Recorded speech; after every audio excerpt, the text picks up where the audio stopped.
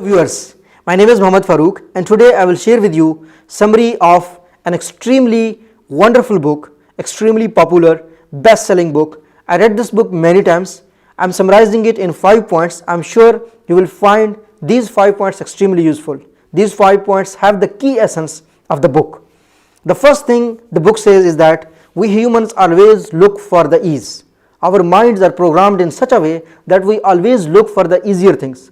For instance, if you are given a choice to select a tougher thing and an easier thing and with the same reward, then I am 100% sure that you will go for the easier things.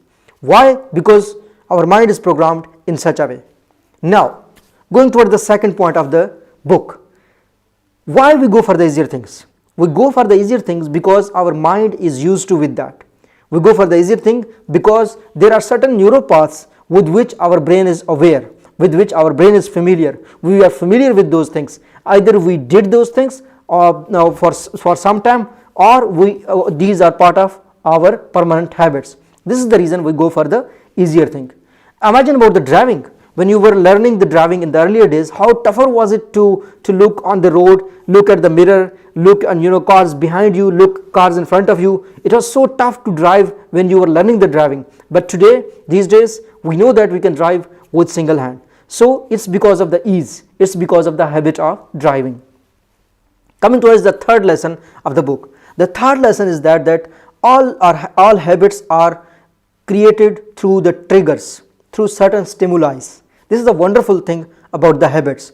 All of our habits are triggered under 5 categories, under 4 to 5 categories, and these categories are either habits are triggered because of the location, because of the time, because of certain people, because of our emotions, and because of some other someone saying to us something which can be categorized in the category of others. So what happens is that we can replace our good habits with the better habits, with the best habits, or we can replace our bad habits with the good habits if we know the stimuli of the habits. Let's say now we are coming towards the replacing the bad habits into good habits, and that's going to be our 4th lesson of this book.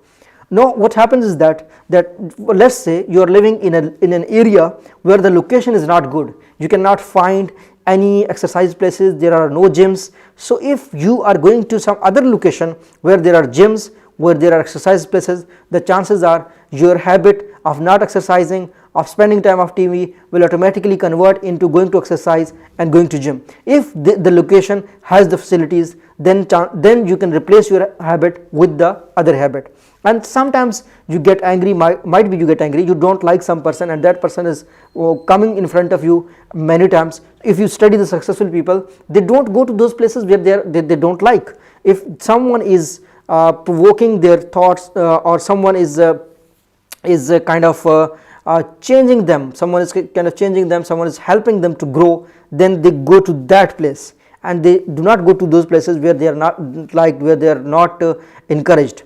So you can use the location in terms of people you spend your time with.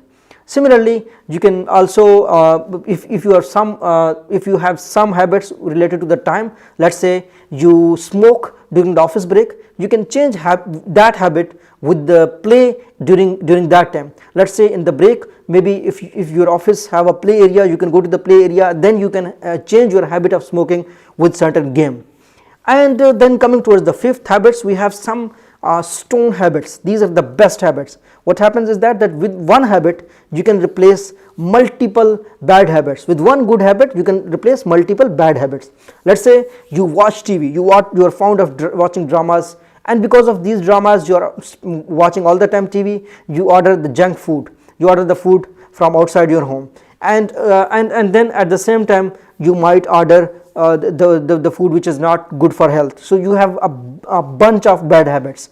When you go to the exercise, you will automatically have a community that go to the exercise, and with that you will become slightly encouraged, and your mind willpower will increase, and with the willpower you will work more on at home, and then chances are that after exercise you will even prepare your own food, you will even start eating healthy.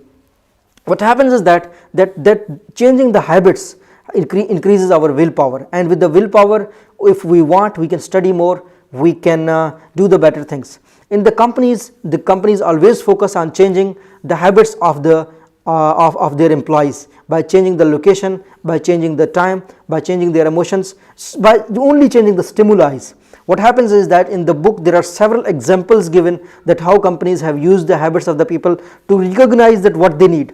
Even there is example of one company, they used to identify from their customers that when they are getting pregnant.